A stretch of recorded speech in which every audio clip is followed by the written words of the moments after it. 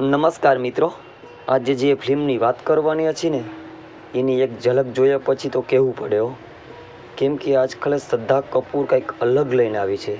ફિલ્મનું નામ છે ઈથા. તો આ ઈથા છે કોણ અને શ્રદ્ધા કપૂર આવું પાત્ર કેમ ભજવી રહી છે, ચાલો જાણીએ. ઈથા ફિલ્મની કહાની એક એવા કલાકારની છે ને જેને પોતાની કળા માટે આખી જિંદગી સંઘર્ષ જ કર્યો છે. શ્રદ્ધા કપૂર આ વખતે ગેમલેસ બનીને નહીં, પણ તેમનો લુક જોશો ને તમે કહેશો આ શ્રદ્ધા કપૂર છે. કપડાં અલગ, બોલવાની રીત અલગ, ચહેરાનો હાવભાવ અલગ. આ ઈથા કોઈ હલકી ફુલકી કહાની નથી હો. આ ફિલ્મમાં લાગણીઓ પણ હશે, મનોરંજન પણ હશે અને આ ફિલ્મમાં રણદીપ હુડ્ડા પણ છે હો.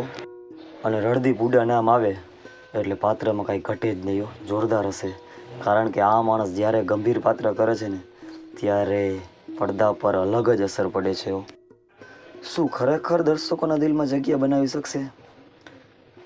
મારા મતે તો જો ફિલ્મની કહાનીની ટીઝરની વાત કરીને તો મજબૂત લાગે છે અને શ્રદ્ધાનો અભિનય પણ જોરદાર લાગે છે. આ ફિલ્મ ચોક્કસ ચર્ચામાં આવી શકે છે, પરંતુ એક વાત યાદ રાખજો, આપણે તો અત્યારે ટીઝરની માહિતી મળેલ આધારે વાત કરીએ છીએ, પણ મને તો એવું લાગે છે કે આ ફિલ્મમાં કાંઈક તો એવું હશે જે આપણને સિનેમાઘરો સુધી લઈ જાય. પણ મિત્ર છે, પણ જોઈએ આ ફિલ્મ કેવી જોરદાર જાય છે. અને આવી જ માહિતી માટે મારી ચેનલને સબસ્ક્રાઈબ કરતા જાઓ.